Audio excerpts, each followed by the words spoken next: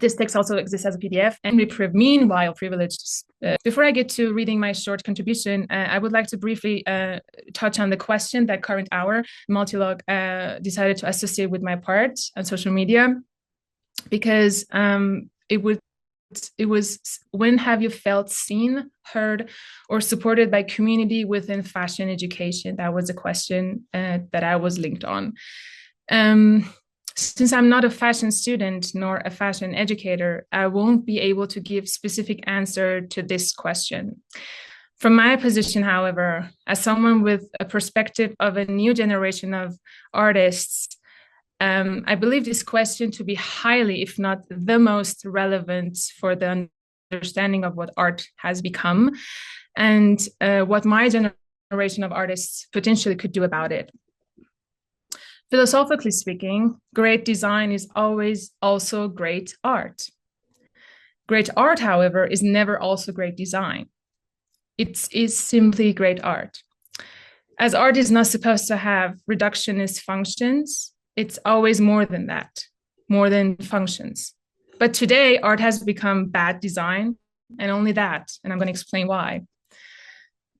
In my observation, in our today's society, be it in Germany, in the US, less in Iran, but also there, art has become nothing but a functional currency to do politics with, to curate paid communities for taking pictures with, and to regulate relationships and justify money with, without any regard for quality, geist, and the beyond of them, risking all means to contribute to a non-dialectical regression, as well as spiritual and ethical bankruptcy. This I wouldn't see as a problem if we would call things by what they are. Zara is Zara, it's not Prada.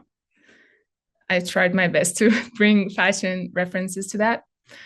Calling lazy, irresponsibly accessible, loud, and populist fabricated identities and products by what they are, calling beautiful paid models, busy influencers, empathic journalists, heroic activists, and crafty performers by what they are, everything great, but just not simply great artists.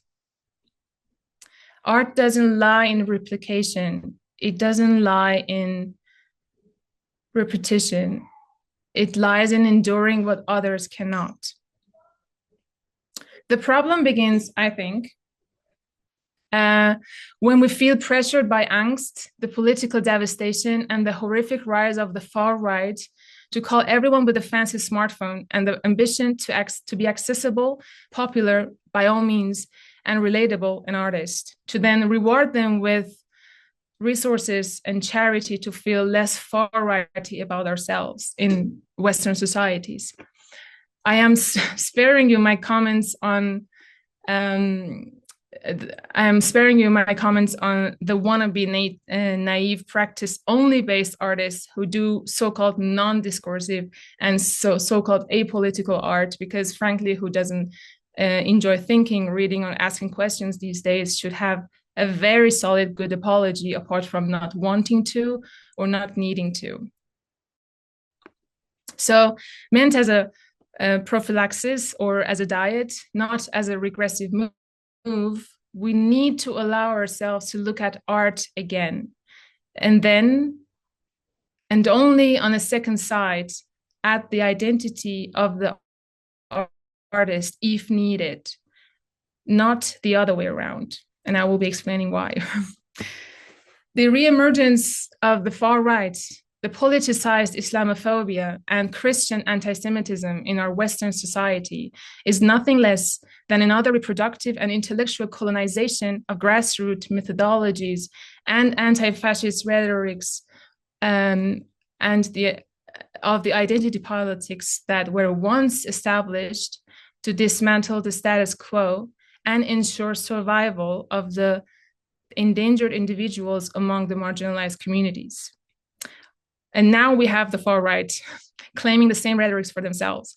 What an unethical and historically bamboozling thing to identify as the marginalized people as follower of the far right.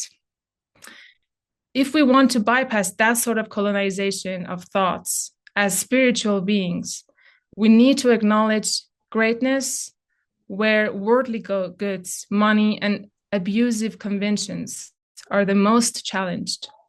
If we want to have a true share in history as artists, we need to build invisible bridges, invisible, not, on the front page, and to protect great thinkers, great makers, and endangered individuals in our societies, not elsewhere.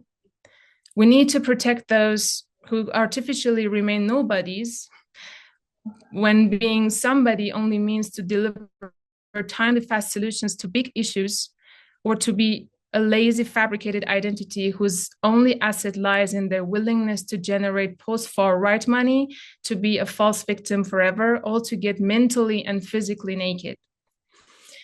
We need to support truly endangered individuals in our societies, not elsewhere. Those who, by the way, are not merely defined by or discriminated against based on the size of their chests, religion, skin color, or sex preferences, but also by their timeless, ahead of time geists and their impossible commitment to their philosophical integrity to remain great despite societal expectations and capitalist pressure to falsely identify as pitiful, helpless victims and identify and have identity fixations until the end of times for cheap, quick ride at the cost of other people's dangerously influential greatness. Thank you for listening.